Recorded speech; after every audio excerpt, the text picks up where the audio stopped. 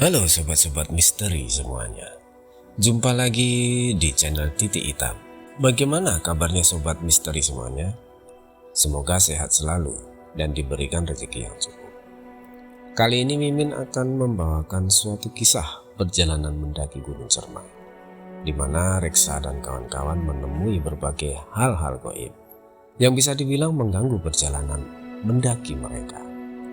Dan cerita ini diambil dari kisah nyata dari sahabat misteri kita, Kak Rivaldi. Nah, seperti apa kisah seramnya pendakian mereka? Oh ya, sebelum masuk ke ceritanya, buat sobat-sobat misteri yang belum subscribe, silahkan subscribe terlebih dahulu ya. Bantu Mimin untuk mencapai 1000 subscriber. Biar semakin semangat Mimin untuk up cerita-cerita seru selanjutnya. Oke, dan langsung saja kita masuk ke ceritanya.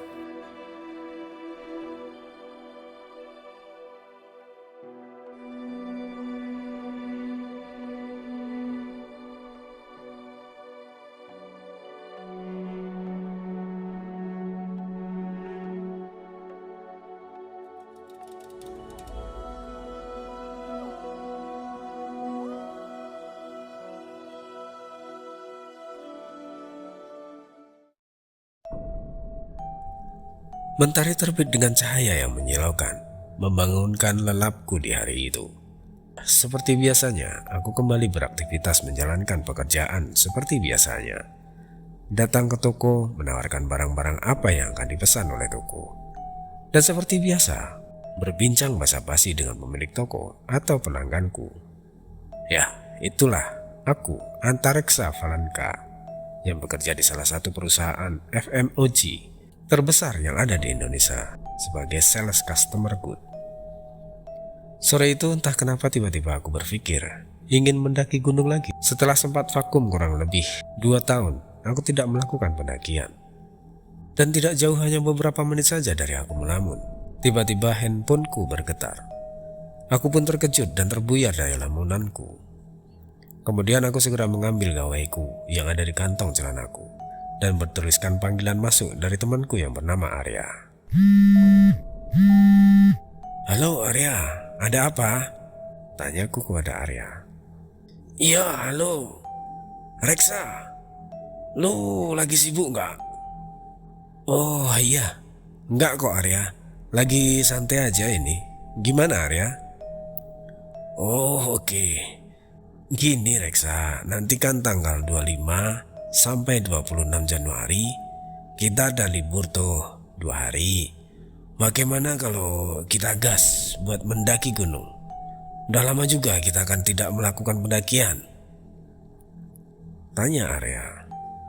Sebuah kebetulan yang membuatku pun sedikit terkejut, karena Reksa mengajakku untuk mendaki gunung di saat aku sedang memikirkannya. Arya adalah rekan kerjaku. Memang aku dan dia sering melakukan pendakian bersama. Oh iya Arya, hayu. Kebetulan sekali, aku juga sedang berpikir untuk mendaki gunung saat weekend nanti.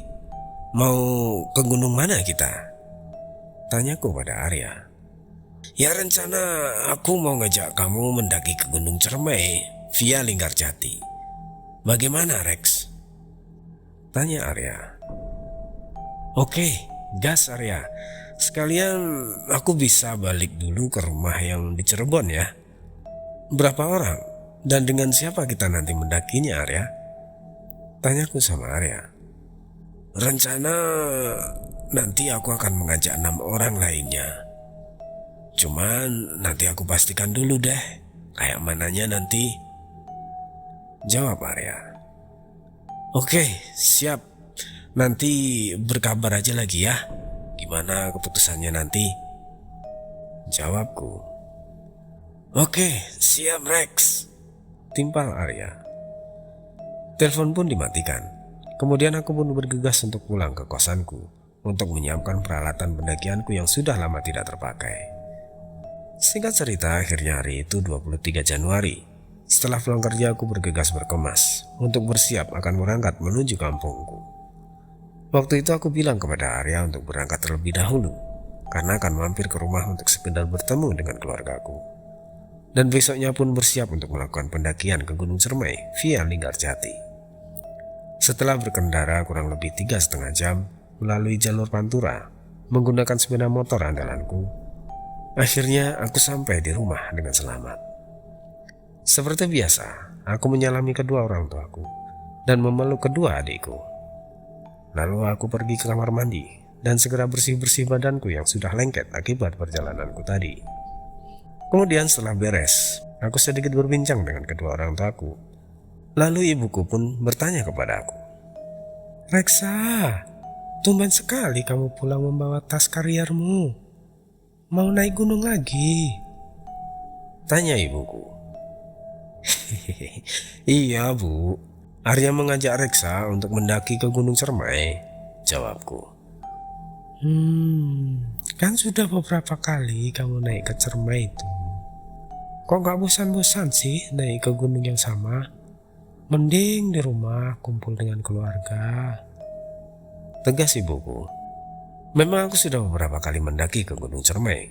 Kurang lebih 8 kali sudah aku menjelajahi gunung tersebut. Dan semua jalur pun sudah pernah aku singgahi. "Iya Bu, gimana lagi?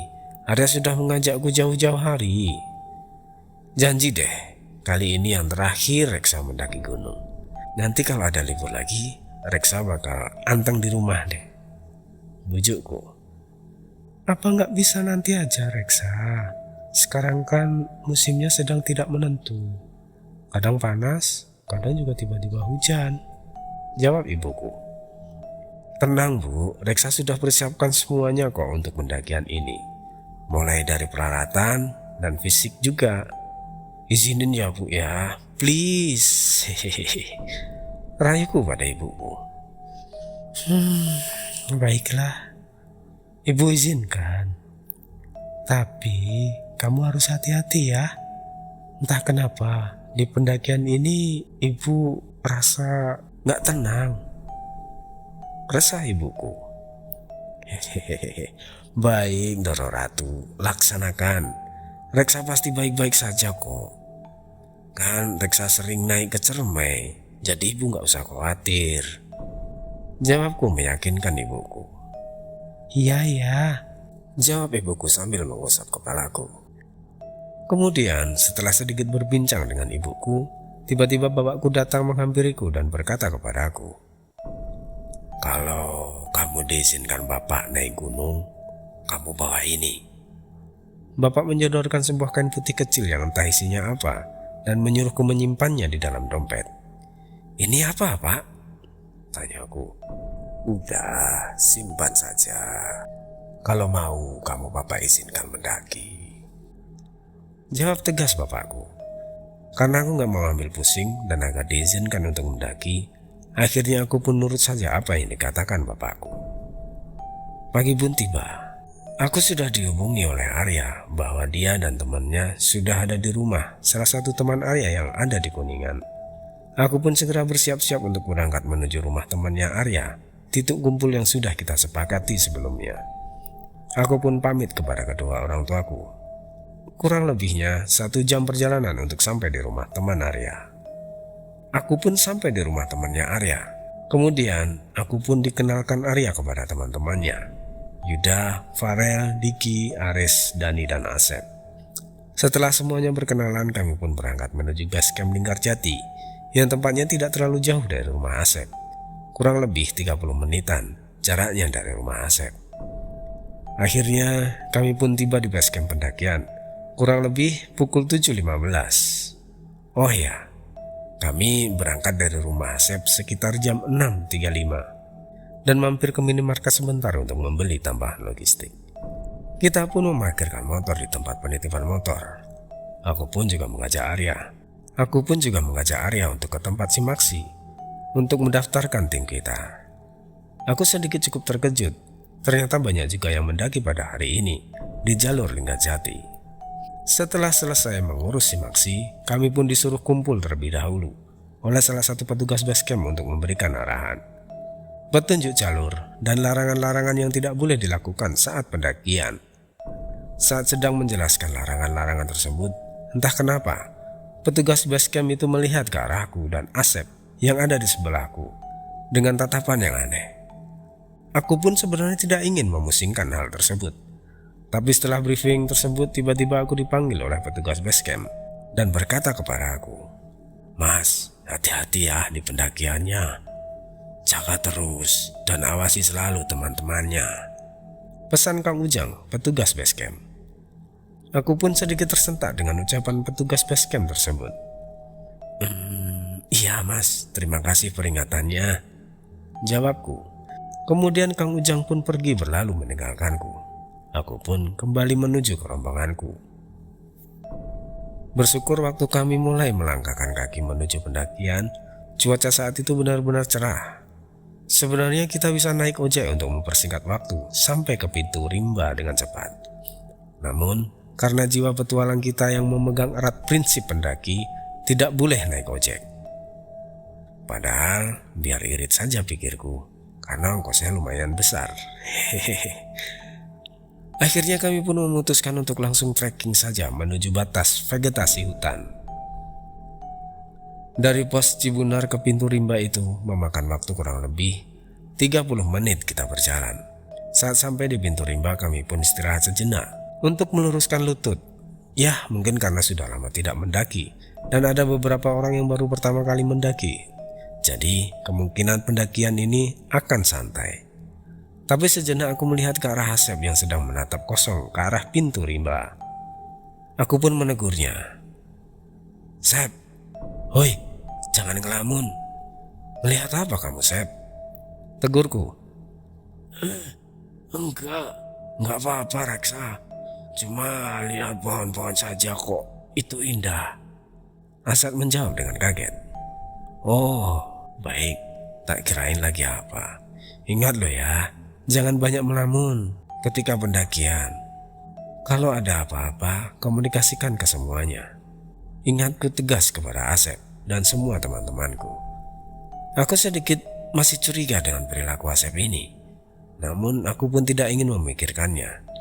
Dirasa sudah cukup, kami pun kembali melanjutkan pendakian menuju ke pos 2, yaitu pos Leweng Datar. Kira-kira memakan waktu kurang lebih 50 menit.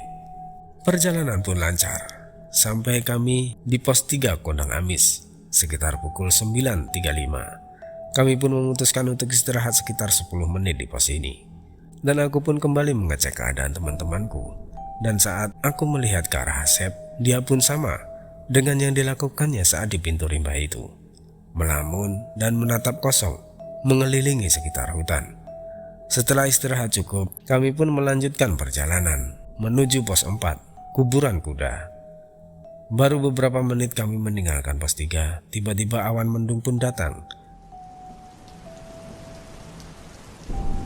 Dan tidak lama dari itu, hujan pun turun. Aku pun segera mengingatkan teman-temanku untuk mengenakan jas hujan. Sialnya, aku dan Asep lupa membawa jas hujan yang ada di motor.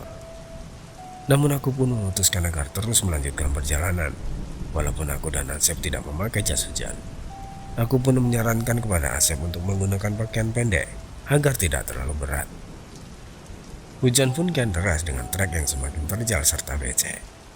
Aku pun sempat berpikir, kok tiba-tiba cuaca berubah dengan drastis. Namun, pikiran tersebut pun aku singkirkan dan berpikir saja bahwa emang cuacanya yang sedang tidak menentu. Berjalan terus di atas rintik hujan yang semakin deras dan entah kapan akan reda.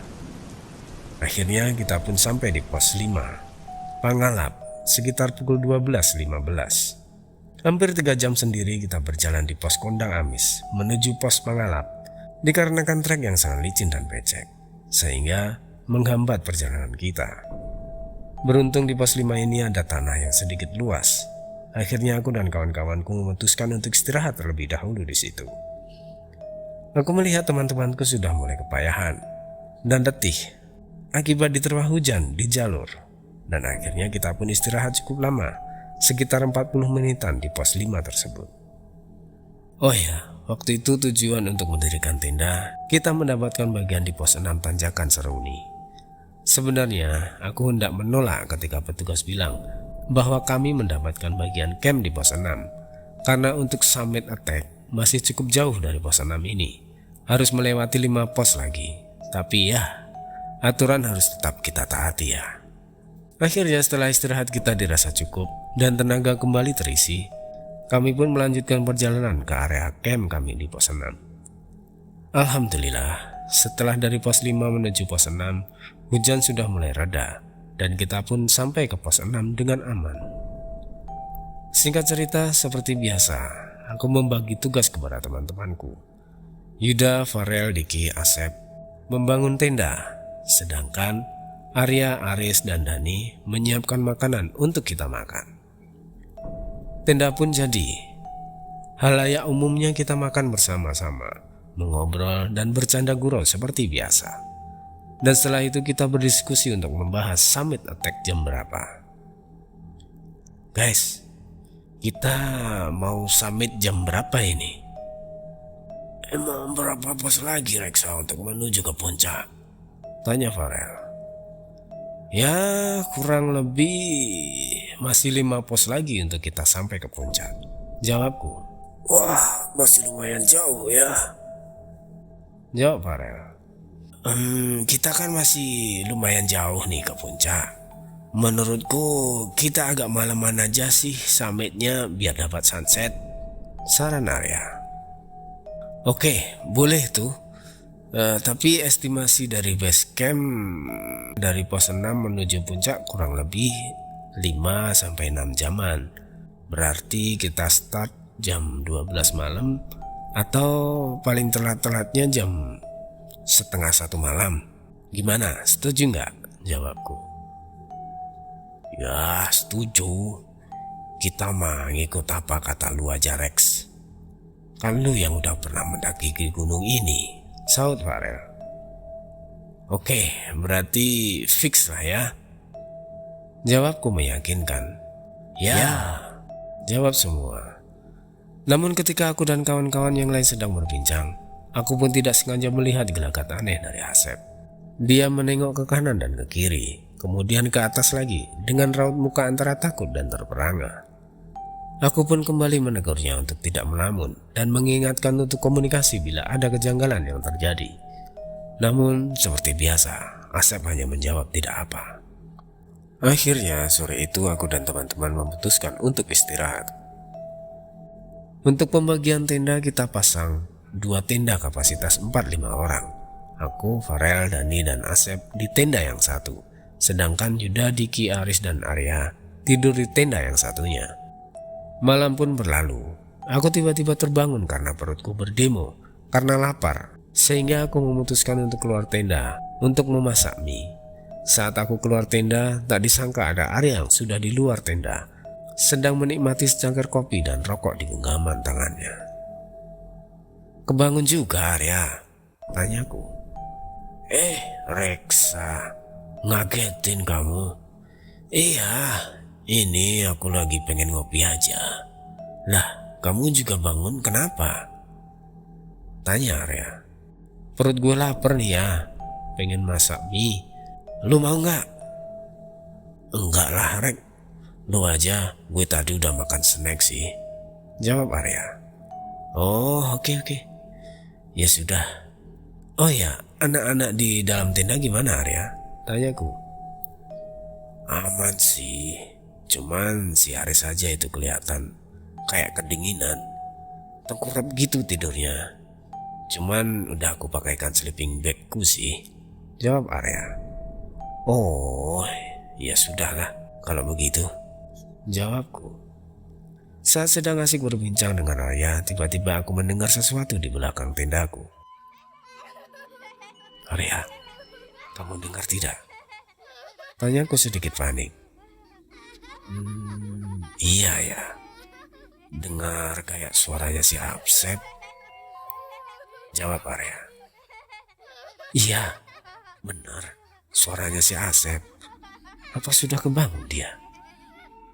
Cuman kok kayak ada suara ketawa-ketawa anak kecil juga ya, yang sedang bermain gitu, tanyaku penasaran.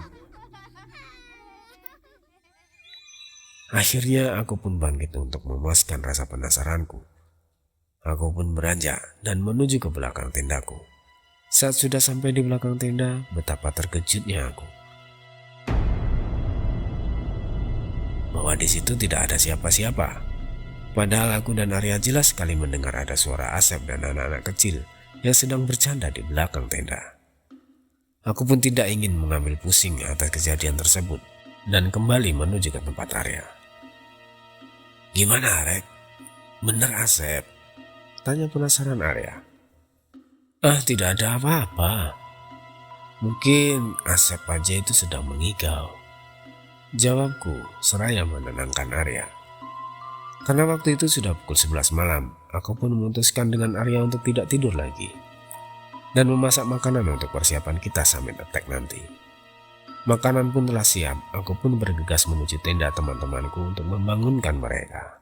Asep dan Farel pun langsung terbangun dan beranjak dari tendanya. Namun ketika aku hendak membangunkan Diki, Yuda dan Aris, aku melihat tidur mereka seperti tidak tenang.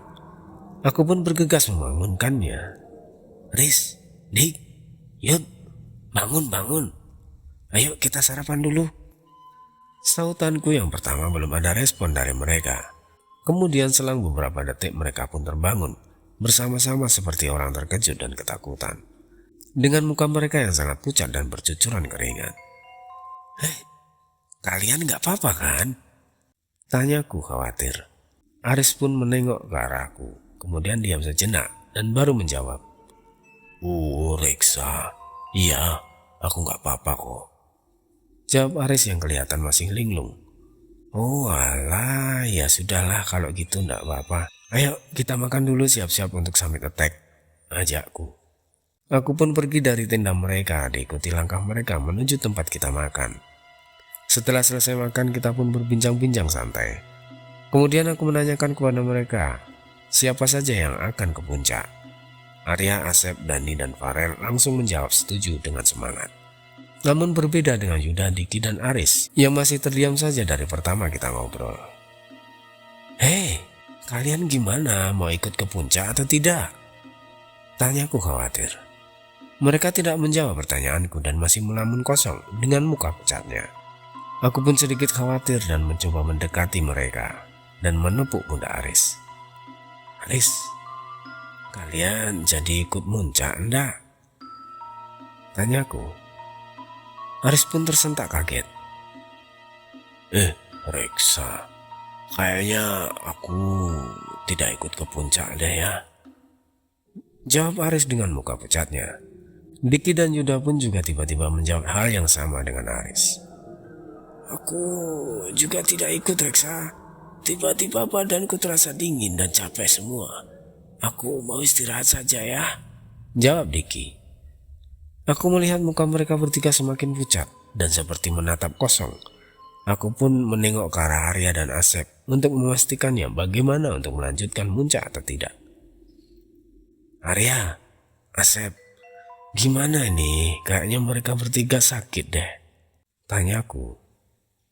"Kalau semisalkan emang kondisinya nggak bisa buat lanjut, mending kita nggak usah ke puncak, Rex," jawab Arya. "Tapi bagaimana kalian bertiga?" tanyaku pada Farel, Asep, dan Dani. "Sebenarnya mah gua pengen lanjut ke puncak, Rex. Cuman gimana si Farel dan Dani sajalah. Karena kan mereka yang pengen mendaki dan naik sampai ke puncak," terang Asep. Sebelum Dani dan Farel menjawab, tiba-tiba Aris berbicara. "Kalian gak apa-apa lanjutkan untuk puncak saja. Nanti aku, Yuda, dan Diki akan tunggu di tenda aja istirahat," jawab Aris. "Iya Rex, gak apa-apa. Nanti kita tunggu di sini saja istirahat," jawab Yuda dan Diki meyakinkan aku. Aku, Arya, serta yang lain pun berunding sejenak untuk memutuskan bagaimana kelanjutannya untuk puncak atau tidak. Setelah beberapa saran, usul, dan masukan, akhirnya dengan berat hati kami pun mendapatkan keputusan bahwa kita pun akan terus melanjutkan puncak. Aku, Arya, Asep, Farel, dan Dani memutuskan untuk puncak, sedangkan Yuda, Aris, dan Diki beristirahat di dalam tenda. Aku pun sedikit ragu sebenarnya untuk melanjutkan puncak, karena aku tidak enak hati meninggalkan Aris dan lainnya. Dan juga kita muncak itu ganjil, hanya berlima. Tapi aku tetap berpikir positif. Akhirnya setelah packing kita pun bersiap-siap untuk berangkat. Waktu itu pukul 1 dini hari. Dikarenakan area tempat kami ngecamp masih setengahnya lagi untuk mencapai puncak, aku pun memutuskan untuk summit jam 1. Kami pun beranjak dari tempat camp kami menuju pos Bapak Tere. Untuk posisinya aku di paling depan sebagai leader, karena hanya aku yang pernah mendaki ke gunung ini lewat Linggarjati dan Asep sebagai sweeper. Jarak dari area campku ke pos Bapak Tere itu sekitar 45 menitan. Kami tiba di pos Bapak Tere pukul 1.50 dan memutuskan beristirahat 10 menit di pos ini.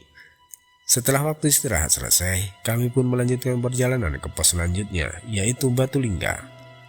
Tanjakan dan trek dari Bapak Tere menuju Batu Lingga ini sudah mulai terjal dan dipenuhi akar-akar. Dan baru sekitar 10 menit aku jalan dari Bapak Tere, di depan jalur dihimpit oleh pohon besar dari kanan dan kirinya, dan tanpa sengaja aku mengarahkan senterku di pohon besar yang sebelah kanan. Betapa terkejutnya aku saat pas senterku menyorot pada sosok perempuan bergaun putih yang sudah kotor dengan tanah dan mukanya ditutupi rambutnya yang panjang dan compang-camping. Aku langsung berhenti dan kaku. Otomatis Arya yang berada di posisi belakangku pun menabrakku. "Hei, Reksa, kenapa kau berhenti?" tanya Arya. Aku pun masih terdiam kaku. Kemudian Arya menepuk pundakku dan seketika tersadar lagi. Dan kujawab, "Tidak apa-apa Arya." Kemudian aku pun memalingkan wajahku dari sosok tersebut dan melihat rombongan barisanku yang ternyata Asep pun sepertinya melihatnya dari paling belakang barisan, karena dia pun menunduk tidak berani menghadap ke depan. Arya pun bertanya lagi kepadaku, "Hei Reksa, kamu kenapa sih? Kok tiba-tiba gini? Habis lihat apa kamu?" tanya Arya. Tidak Arya, sepertinya aku capek deh. Kita istirahat dulu di sini sebentar ya, jawabku dengan agak gemetaran. Aku pun sengaja memujuk temanku untuk beristirahat sebentar di jalur ini, karena aku masih melihat sosok tersebut masih berada berdiri di depan jalur. Untungnya teman-temanku setuju, dan lagi untungnya tidak ada yang melihat sosok tersebut kecuali aku. Kemudian aku pun berjalan menuju ke arah belakang, di mana Asep berada yang sedang bersender di bawah pohon besar. Aku pun langsung menanyakan rasa penasaranku kepada Asep. "Sep, kenapa tadi kamu tiba-tiba merunduk? Kamu lihat juga yang ada di jalur depan itu?" Asep pun langsung menoleh terkejut ke arahku dan terdiam sejenak lalu menjawab, Rek, kamu juga bisa melihat apa yang ada di depan itu?" tanya Asep terkejut. "Iya Asep, maka dari itu aku langsung menyarankan untuk berhenti, untuk istirahat sejenak di sini. Tuh, lihat dia masih ada di jalur," jawabku sambil menunjuk. Saat kami menengok bersama ke arah yang aku tunjuk, tiba-tiba sosok itu sudah tidak ada di sana. Aku pun menarik nafas lega dan segera duduk di sebelah Asep. Kemudian Asep pun menawarkan botol minumannya yang sudah ia keluarkan dari dalam tasnya. Aku pun menerimanya saat aku ingin meminum botol tersebut, dan saat aku menengok ke atas,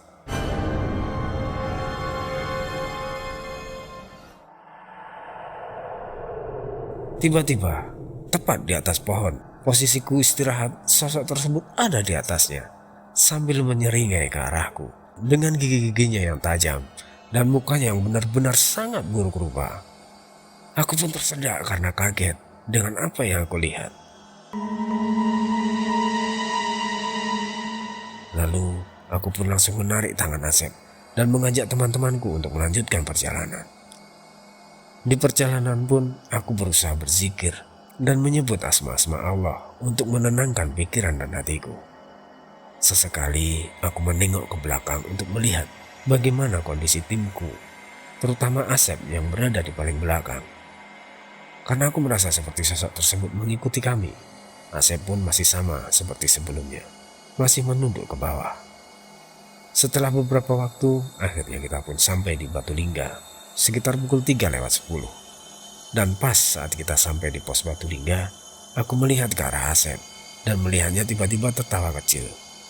Aku pun heran, dan sepertinya aku tangkap bahwa sosok tersebut sudah tidak mengikuti rombongan kami, sehingga membuat Asep tertawa. Kami pun istirahat sejenak sekitar 15 menit di pos Batu Lingga, memakan cemilan yang kita bawa, karena setelah ini jalur yang kita lalui akan semakin terjal. Aku pun penasaran atas kejadian tadi dan menanyakannya kepada Asep. "Sep, kenapa kamu tiba-tiba ketawa tadi?" tanyaku. Enggak Rex, lucu aja tadi. Mbak Kun yang di belakang tiba-tiba terbirit-birit lari, ninggalin rombongan kita saat sampai di sini," jawab Asep sambil cengengesan.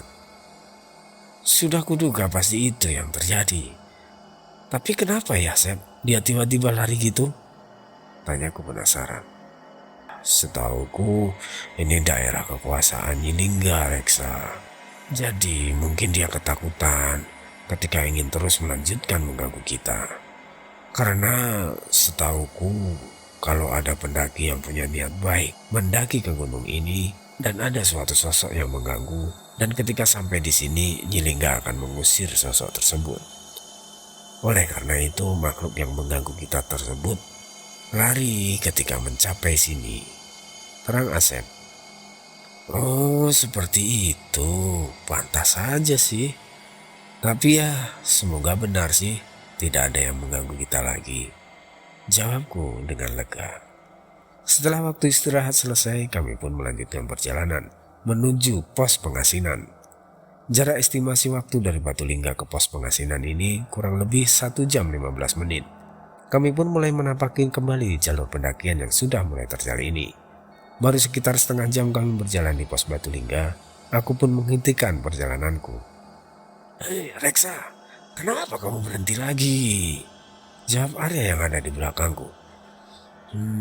Bentar Arya, kok tiba-tiba di depan sini ada percabangan ya?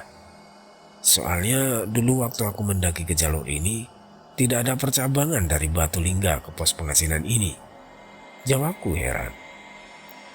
"Lah, kok bisa gitu Rek? Coba ingat-ingat lagi jalur mana yang pernah kamu lewati dulu," jawab Arya. Akhirnya kami pun berdiskusi sebentar dan mengambil keputusan untuk mengambil jalur ke arah kiri. "Seingatku waktu dulu aku ngambil jalur ke arah kiri deh," terangku kepada teman-temanku. "Ya sudah, kita ikut kamu aja Rex. Soalnya kan cuma kamu yang pernah lewat jalur sini," jawab Arya. Dan bersamaan anggukan teman-temanku yang lain yang menandakan setuju dengan keputusanku. Akhirnya kami pun berjalan ke arah kiri. Kami pun terus berjalan menyusuri jalan. Sampai saat setengah jam kami sudah berjalan ke jalur ini, tiba-tiba aku mendengar ada seseorang memanggil-manggil ke arah kami. Namun entah kenapa aku enggan untuk berhenti dan terus berjalan. Tapi ketika aku mendengar panggilan yang ketiga kalinya, aku baru bisa berhenti dan menengok ke arah suara panggilan tersebut. Dan betapa terkejutnya aku bahwa suara panggilan tersebut ada di seberang jurang jalur yang aku lewati. Dan itu lumayan cukup jauh dari jarak kita berdiri, karena hanya melihat headlamp yang mereka bawa. Aku dan teman-temanku pun juga sangat-sangat terkejut ketika melihat tanah di sekitar yang kita pijak itu ternyata bekas terbakar keseluruhannya.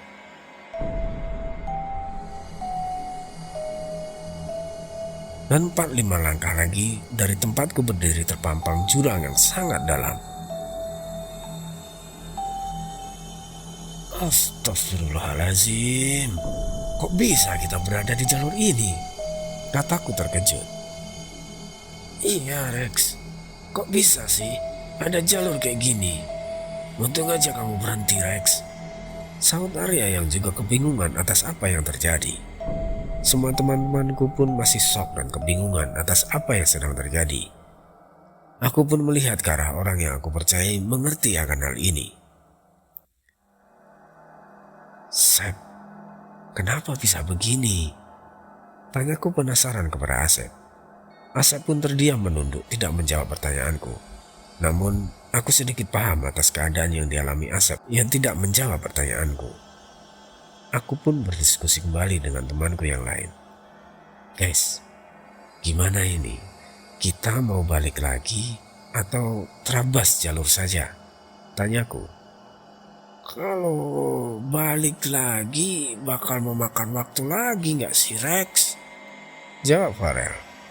"Iya, Rex, bener.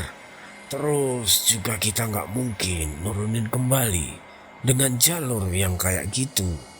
Semuanya terbakar, pasti licin dan bahaya sepertinya," usul Arya. "Ya udah, bagaimana kalau kita terabas jalur saja? Sepertinya lebih landai dan bisa langsung ke jalur yang benar lagi," jawabku. Akhirnya keputusan pun sudah kami ambil dan melanjutkan perjalanan dengan memotong jalur tengah agar sampai ke jalur yang sebenarnya. Setelah 20 menit akhirnya kita pun sampai ke jalur yang sebenarnya. Dan saat kita sampai di jalur sebenarnya, aku pun penasaran dan mencoba menyorot ke jalur yang kita lalui sebelumnya. Dan betapa terkejutnya aku bahwa jalur yang kita lewati sebelumnya itu benar-benar lahan yang habis terbakar dan masih ada pohon-pohon yang kosong akibat terbakar. Aku pun kembali mengucap istighfar dan bersyukur kepada Tuhan Yang Maha Esa atas keselamatan yang telah diberikan. Kalau saja aku tidak mendengarkan teriakan dari pendaki tersebut, entah aku dan teman-temanku akan menjadi seperti apa. Oh ya, karena kita mulai summit attack pukul 1, jadi tim kami adalah tim kedua yang summit setelah tim yang meneriakin aku ke pertengahan pos Batu Lingga itu. Akhirnya kami pun melanjutkan perjalanan menuju puncak. Dan alhamdulillahnya setelah hal yang terjadi barusan, tidak ada lagi hambatan di perjalanan menuju puncak. Dan tepat pukul 6, kami sampai di atap Jawa Barat, Puncak Cermai, disambut dengan mentari pagi yang hangat. Hanya rasa syukur yang selalu aku dan teman-temanku panjatkan. Kami pun seperti biasa foto-foto dan membuat video untuk sekedar kenang-kenangan. Setelah cukup berfoto, kami pun memutuskan untuk turun kembali sekitar pukul 7.30. Dan alhamdulillah saat perjalanan turun ke area camp kami tidak terjadi kendala atau gangguan apapun. Kami pun sampai ke area camp sekitar pukul 10. Dan ketika sampai di tempat camp, aku pun melihat 3 orang temanku yang tidak ikut puncak ada di depan tenda sedang memasak. "Ih, udah jadi aja nih makanannya," ucap Farel. "Hehehe, iya dong, ini sudah kami siapkan semua, kalian tinggal makan," jawab Diki. "Kalian sudah mendingan semua?" tanyaku pada mereka untuk memastikan keadaan mereka. "Alhamdulillah Rex, ini udah mendingan setelah dibawa tidur dan semalam minum obat yang dibawa Aris," jawab Diki. "Iya Rex, mungkin ini karena kita kehujanan di jalur saja, jadi sedikit meriang," sahut Aris. "Oh ya sudahlah, syukur kalau seperti itu. Ayo kita makan guys," kataku. Kita pun makan melepas lelah setelah mendaki ke puncak tadi. Dan aku pun penasaran atas kejadian malam tadi. Jadi aku pun memutuskan untuk beranjak dari tempat dudukku dan menghampiri Asep. Lalu aku langsung menanyakan kejadian semalam. "Sep, yang semalam itu apa Sep? Bagaimana bisa kita jalan di tanah tersebut dan tidak ada satupun yang menyadarinya setelah 30 menit?" tanyaku penasaran. Serentak yang lain pun terdiam dan langsung tertuju kepada Asep. Kami pun menunggu sepatah kata apa yang akan diucapkan oleh Asep. Jadi begini Reksa. Waktu di persimpangan itu aku sudah merasa ada yang tidak beres di jalur sebelah kiri itu. Dan saat melangkah 5 menit dari jalur kiri itu, aku baru sadar bahwasanya kita sudah dikelilingi oleh makhluk-makhluk buruk rupa. Ada yang menggantung-gantung di pohon, berdiri pocong-pocong di samping jalur. Dan yang paling parah lagi di atas kepalamu itu Rex, ada bola api tepat di atas kepalamu. Jaraknya hanya 2 jengkal dari orang dewasa, Rex. Aku tidak berani untuk menegur atau menyadarkanmu atas apa yang sedang terjadi. Makanya aku pun hanya terdiam. Tapi entah kenapa bola api tersebut hanya terus di atas kepalamu. Seperti ada sesuatu pagar yang menjaga jarak antara kita dan mereka dan melindungi kita. Terang Asep. Astagfirullahaladzim. Pagar gimana yang kamu maksud, Sep? Aku tidak punya ilmu semacam itu. Hanya sedikit bisa merasakan saja. Jawabku bingung. Entah, Rex. Itu yang aku lihat. Kamu membawa sesuatu barang atau apalah. Iya enggak? Tanya Asep. Oh iya, aku baru ingat. Sebelum berangkat, aku diberi ini oleh bapakku, Sep. Terangku. Aku pun mengeluarkan bungkusan kain putih yang berada di dompetku. Kemudian Asep pun membukanya. Dan seketika Asep pun terkejut. Pantas saja ada yang melindungi kita waktu itu. Ini Raja Pelindung, Reksa. Raja ini merupakan raja yang cukup tua dan sangat kuat dalam hal perlindungan diri dan batin pemegang raja tersebut. Terang Asep. Aku pun sedikit terkejut dengan penjabaran dari Asep dan hanya terdiam dan bergumam dalam hati. Kok bisa ya bapakku tahu akan ada kejadian yang akan membahayakan diriku sehingga ia memberikan raja ini kepada aku? Batinku. Setelah itu aku pun memasukkan kembali raja tersebut ke dalam dompetku dan kembali bersiap-siap untuk perjalanan turun base camp. Aku pun membagi tugas dengan temanku 6 orang membereskan tenda dan barang-barang serta 2 orang membereskan sampah-sampah dan membersihkan cooking set. Setelah semuanya beres, kami pun bersiap untuk turun. Waktu itu sudah pukul 10.45. Kami pun berdoa sebelum turun. Setelah berdoa, kami melanjutkan turun ke bawah. Namun selang 15 menit berlalu, aku, Arya, dan Asep sudah berjalan lebih dulu dan terpisah dari teman kami yang lain. Karena mereka berlima berjalan dengan pelan dan santai. Dan aku pun berbicara dengan sedikit teriak ke rombongan belakang. Guys, kita duluan ya, nanti ditunggu di pos 5 Pangalap, teriakku. Oke, siap Reksa, nanti kita nyusul. Ini kita lagi santai-santai dulu, jawab Diki. Akhirnya aku, Asep, dan Arya jalan terlebih dahulu. Setelah berjalan kurang lebih 10 menit, aku merasa tiba-tiba suasana terasa sangat-sangat sepi sekali. Karena pada waktu itu, timku adalah yang turun setengah terakhir, jadi agak jauh dari para pendaki lainnya. Lalu aku, Asep, dan Arya benar-benar terkejut ketika semua hewan-hewan di hutan itu mengeluarkan suara-suaranya, seakan panik dan merasakan ancaman bagi mereka. Burung-burung pun berterbangan menjauh, mengeluarkan suara yang tidak mengenakan. Kami pun merasa panik, dan ketika itu Asep mengarah ke belakang kami dan langsung menyuruh kami berdua untuk lari sekencang-kencangnya. Reksa, Arya, ayo cepat lari, lari sekencang-kencangnya, teriak Asep kepada kami. Ada apa, Asep? Panik aku sambil ikut berlari mengikuti Asep. Asep pun menengok ke arah belakang seraya menegakkan dagunya. Aku pun mengikuti pandangan yang diarahkan Asep. Dan benar-benar sangat di luar nalar. Segumpal kabut yang benar-benar tebal seperti mengajar ke arah kami. Dan itu benar-benar hanya mengarah ke arah kami. Aku, Asep, dan Arya terus berlari tanpa memperhatikan halang rintang. Dan entah sudah sampai di pos berapa sekarang. Kami pun terus berlari kurang lebih 40 menit menghindari kabut tersebut. Dan tiba juga di jalur yang sudah terlihat seperti ada pendopo yang aku yakini bahwa itu adalah pos 3 Kondang Amis. Aku pun berhenti dan menghentikan Asep dan Arya karena sudah tidak kuat lagi berlari. Arya dan Asep pun ikut berhenti dan betapa leganya kami bahwa kabut tersebut sudah tidak ada lagi. Asep, Arya, berhenti dulu. Aku sudah tidak kuat untuk berlari, cakapku yang ngap-ngapan. Alhamdulillah, Reksa, Arya, kabut itu sudah tidak ada. timbal Asep. "Sep, coba jelaskan apa yang terjadi barusan?" tanyaku. "Baik Reksa, tapi kita lanjutkan terlebih dahulu ke pos kondang ambis itu. Sembari istirahat, aku akan jelaskan apa itu tadi," jawab ternganga Asep. Kami pun akhirnya melanjutkan perjalanan menuju pos kondang ambis. Setelah sampai, nampak beberapa pendaki yang sedang beristirahat juga di situ. Salah satu pendaki pun menegur kami. Kenapa itu teh pada kelihatan capek pisan?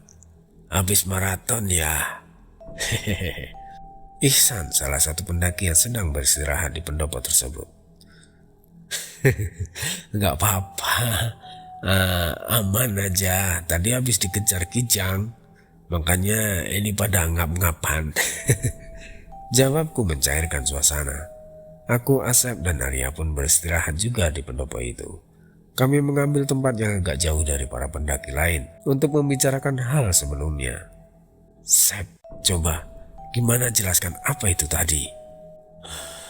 "Bentar Reksa, aku minum dulu ya, ngep banget ini," jawab Asep. Baik, nih minumku masih banyak," jawabku sambil menyodorkan air minumku. "Makasih Rek, aku minum ya," jawab Asep. Baru setelah itu dia pun menjelaskan apa yang telah terjadi tadi. "Jadi tadi kenapa aku menyuruh kalian lari, itu karena aku merasakan hal yang berbahaya pada kabut itu. Di dalam penglihatanku, di dalam kabut itu banyak makhluk-makhluk penghuni Gunung Cermai ini. Dan biasanya kabut tersebutlah yang biasa menyesatkan para pendaki," terang Asep. Aku pun sangat terkejut dan berpikir, mengapa kami lagi yang selalu dikejar oleh hal-hal tersebut. "Tapi kenapa Sep? Kok kita masih saja diganggu oleh sosok-sosok itu?" tanyaku penasaran. "Sepertinya mereka itu mengincarku karena mungkin keberadaanku mengusik mereka," jawab Asep. "Mengusik seperti apa Sep? Emangnya kamu udah ngelakuin apa?" tanyaku. "Enggak, aku enggak ngelakuin apa-apa ya. Cuman mereka sepertinya tertarik pada auraku Reksa. Makhluk-makhluk tersebut ialah suruhan dari sesuatu sosok yang berkuasa di salah satu tempat di Gunung Cermai, yaitu Nyi Ratu Walet Putih. Waktu malam itu pas kita ngecamp, aku seperti bermimpi dan disamperin oleh sosok wanita yang sangat-sangat cantik, memakai kebaya putih, dan ia pun mengajakku untuk ikut dengannya. Tapi aku menolaknya. Mungkin itulah yang membuatnya tersinggung dan mengganggu rombongan kita Rex," terang Asep merasa bersalah. Aku pun terdiam dan bergumam di dalam hatiku, mempertanyakan siapa sebenarnya Asep ini. "Ya Allah Sep, kok bisa sampai seperti itu?" tanyaku.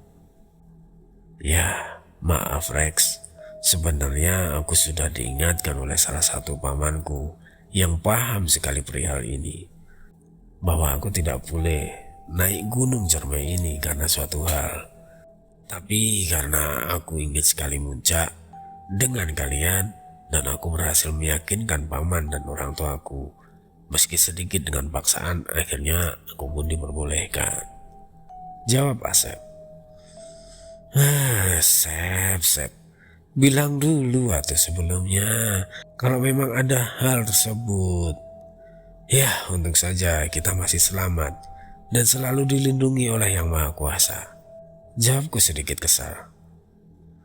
"Ya, maaf Rex," jawab Asep bersalah. "Oh ya, ini kan rombongan kita udah duluan nih. Terus gimana kabarnya teman-teman kita yang ada di belakang Sep?" tanyaku khawatir dengan keadaan teman-temanku yang di belakang. "Sepertinya mereka baik-baik saja deh Rex. Soalnya Nyai Ratu Walet Putih itu hanya mengincarku dan kamu Rex. Jadi mungkin tidak akan mengganggu mereka," terang Asep. "Oh seperti itu. Oh baiklah, kita tunggu saja di sini sembari istirahat ya. Jawabku lega. Setelah kurang lebih 50 menitan aku menunggu di sini, akhirnya mereka pun tiba di pos kondang Amis. Aku pun langsung mempertanyakan keadaan mereka. Aris, Diki, Dani, kalian baik-baik saja kan? Tanyaku panik. Kenapa emang Rex? Kami baik dan lancar-lancar saja sih di perjalanan, tidak ada kendala apapun. Iya kan guys? Jawab Aris.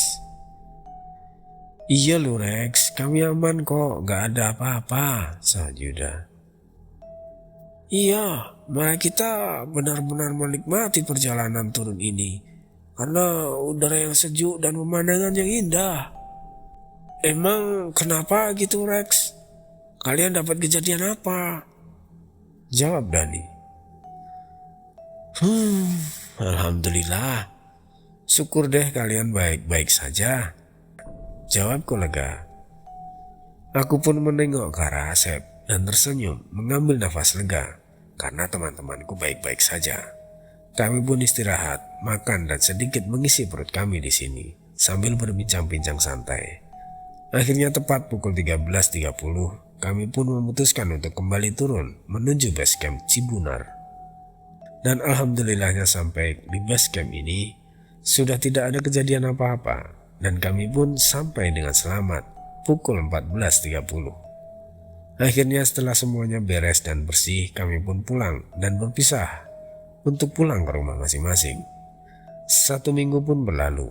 Tiba-tiba Arya menelponku dan mengabari bahwa Asep Supriyatna, kawanku yang mendaki bersamaku, sakit. Sudah 3 hari tidak sadarkan diri di rumah sakit.